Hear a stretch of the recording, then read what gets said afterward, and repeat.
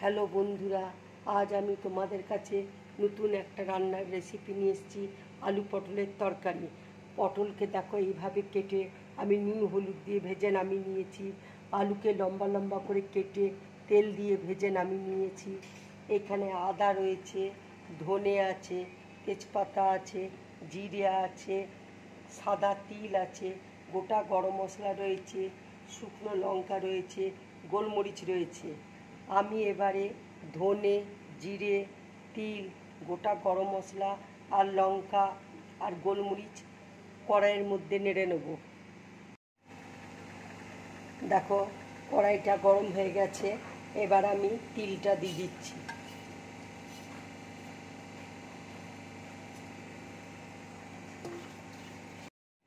এবার জিরেটা দিয়ে দিচ্ছি, ধনে দিয়ে দিচ্ছি, গোলমরিচ দিয়ে দিচ্ছি, শুকনো লঙ্কা দিয়ে দিচ্ছি। এবার দেখো গোটা গরম মশলা দিয়ে দিচ্ছি। দেখো মশলাটা ভাজা হয়ে এসছে, মশলাটা থেকে খুব সুন্দর গন্ধ বেরোচ্ছে।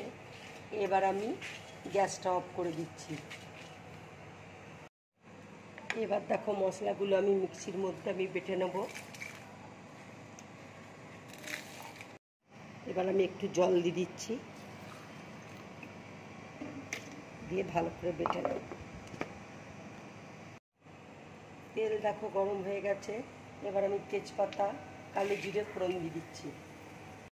দেখো কালো জিরেটা ভাজা হয়ে গেছে, এবার আমি মশলাটা দিয়ে দিচ্ছি।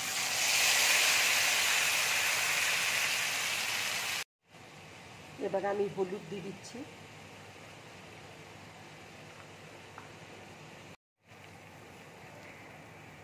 নারকেলের দুধ দিয়ে দিচ্ছি, কাশ্মীরি লঙ্কার গুঁড়ো একটু দিয়ে দিচ্ছি। এবার আমি একটু নুন দিয়ে দিচ্ছি।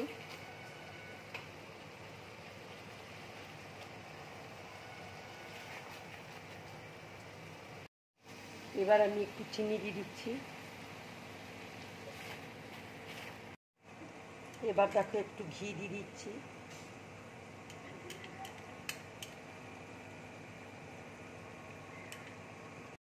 এবার আমি আলুটা দিয়ে দিচ্ছি।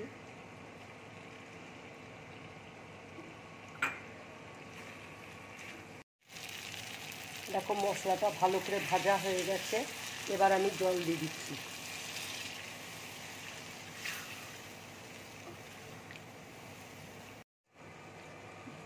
এবার আমি পটলটা দিয়ে দিচ্ছি।